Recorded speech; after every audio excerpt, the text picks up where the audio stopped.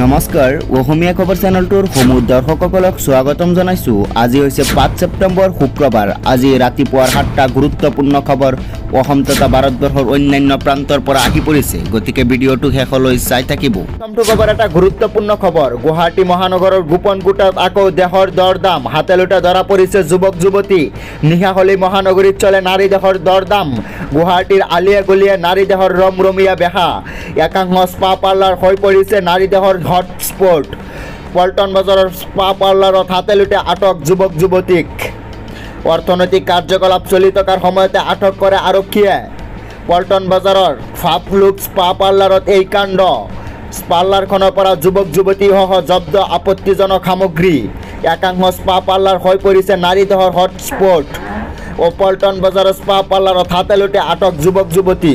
অৰ্থনৈতিক কাৰ্যকলাপ চলি থকাৰ সময়তে আটক কৰে আৰক্ষীয়ে। পৰৱৰ্তী খবৰ এটা গুৰুত্বপূৰ্ণ খবৰ। হঠাৎ নিষিদ্ধ হ'ল ফেচবুক, টুইটাৰ, ইউটিউবসহ 26টা এপছ। চৰকাৰে কঠোৰ নিৰ্দেশৰ পাছতে হাহাকাৰ। বন্ধ হৈ পৰিল ফেচবুক, ইউটিউব, ইনষ্টাগ্ৰাম এপছৰ দৰে 26টা ছ'চিয়েল মিডিয়া প্লেটফৰ্ম। সম্পূৰ্ণৰূপে নিষিদ্ধ কৰিবলৈ চৰকাৰী নিৰ্দেশ জাৰি কৰিছে। আনুষ্ঠানিকভাৱে চৰকাৰে গ্ৰহণ কৰিলে এই ডাঙৰ সিদ্ধান্ত। ন্যায়ালয়ে দিয়া নিৰ্দেশ অমান্য কৰাৰ বাবে চৰকাৰে ল'লে কঠোৰ সিদ্ধান্ত। ছ'চিয়েল মিডিয়া প্লেটফৰ্মসমূহৰ পঞ্জীয়নৰ বাবে বাধ্যতামূলক নিৰ্ধাৰণ কৰিছিল সময়। 3 ছেপ্টেম্বৰৰ ভিতৰত পঞ্জীয়ন কৰিবলৈ নিৰ্দেশ জাৰি কৰিছিল ন্যায়ালয়ে। নেপালৰ সুপ্ৰিম কোৰ্টৰ নিৰ্দেশনা অমান্য কৰাৰ বাবে কঠোৰ সিদ্ধান্ত। প্ৰধানমন্ত্ৰী কে.পি. শৰ্মাৰ নিৰ্দেশত নেপালৰ যোগাযোগ আৰু প্ৰযুক্তি মন্ত্ৰালয় ৰাজহুৱা জাননী কৰিছে। ছ'চিয়েল মিডিয়া প্লেটফৰ্মসমূহৰ পঞ্জীয়নৰ বাবে বাধ্যতামূলক নিৰ্ধাৰণ কৰিছিল সময়। 3 ছেপ্টেম্বৰৰ ভিতৰত পঞ্জীয়ন কৰিবলৈ নিৰ্দেশ জাৰি কৰিছিল ন্যায়ালয়ে। 28 আগষ্টতে জাৰি কৰা নিৰ্দেশ নমনাৰ বাবে নিষিদ্ধ হ'ল 26টাকৈ ছ'চিয়েল মিডিয়া প্লেটফৰ্ম। পৰৱৰ্তী খবৰ এটা গুৰুত্বপূৰ্ণ খবৰ। বন্ধ নহয় উচ্ছেদ অভিযান। 126টা সমষ্টিতেই যুদ্ধকালীন গতিত চলিব উচ্ছেদ অভিযান। ৰাজ্যত বন্ধ নহয় উচ্ছেদ। উচ্ছেদক লৈ পুনৰ মুখ্যমন্ত্ৰী হিমন্ত বিশ্ব শৰ্মাৰ নতুন ঘোষণা। এডোখৰ মাটিও অচিনাকি লোকৰ হাতত নাথাকে। কৰ্তৃপক্ষেও কোনো খবৰ নিদিয়াকৈ চলিব উচ্ছেদ অভিযান। 112টা সমষ্টিতেই চলিব উচ্ছেদ। সমষ্টিয়ে বেদখলকাৰীৰ তালিকা প্ৰস্তুত কৰিছে চৰকাৰে। উচ্ছেদ চলাবলৈ সাজু কৰিছে বিশাল আৰক্ষী বাহিনী আৰু বুলডোজাৰ।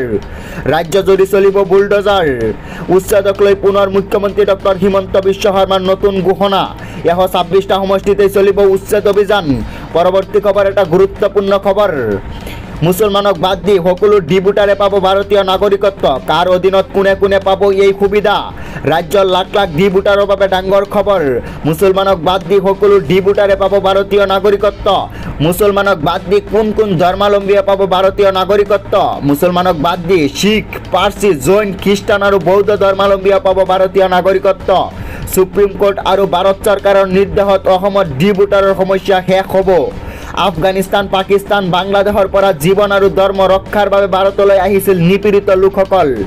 নিপীড়িত অমুছলমান লোকসকলৰ বিৰুদ্ধে ট্ৰিবিউনেলত চলি থকা ডি ভোটাৰৰ গোচৰ প্ৰত্যাহাৰ।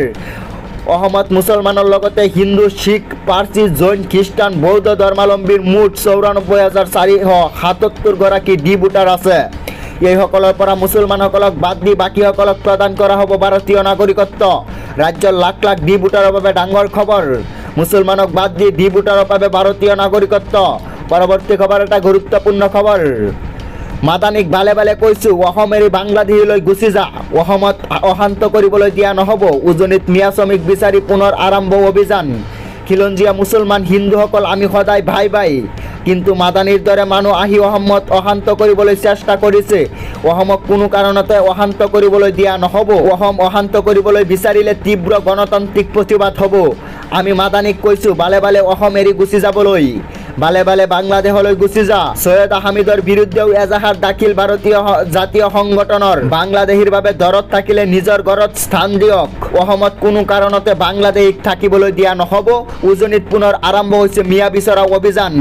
ইটাভাটাত কোনো মিয়া শ্ৰমিকে কাম কৰিব নোৱাৰিব। মিয়া শ্ৰমিক পালেই ইটাভাটা বন্ধ কৰি দিয়া হ'ব বুলি ডাঙৰ মন্তব্য অসমীয়া যুৱ মঞ্চৰ। মাদানীক দমক অসমীয়া যুৱ মঞ্চৰ নেতা আকাশ শইকীয়াৰ। পৰৱৰ্তী খবৰ এটা গুৰুত্বপূৰ্ণ খবৰ। অসমীয়াৰ ওপৰত নগাৰ আগ্ৰাসন নচলিব। নগাৰ বিৰুদ্ধে উজনি কপালে অসমীয়া যুৱ মঞ্চই। অসমীয়াৰ ওপৰত নগাৰ আগ্ৰাসন নচলিব। অসমীয়াৰ ওপৰত বীৰত্ব নেদেখুৱাবলৈ নগাক শেষ সকিয়নি।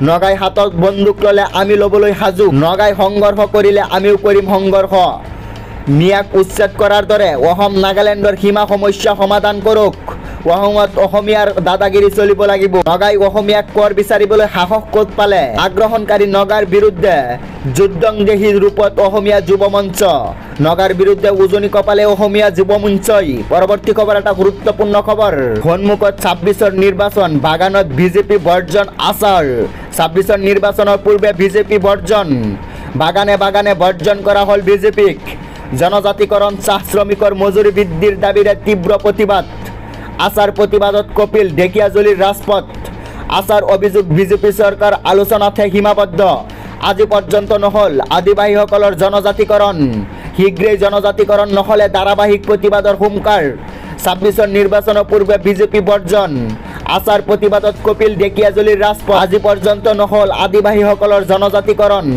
তো দৰ্শকসকল এনেধৰণৰ খবৰসমূহ নিতৌ চাবৰ কাৰণে চেনেলটো ছাবস্ক্ৰাইব কৰি ভিডিঅ'টো এটা লাইক কৰি দিব আৰু যদি ফেচবুকত চাই আছে তেনেহ'লে পেজটো ফ'ল' কৰি দিব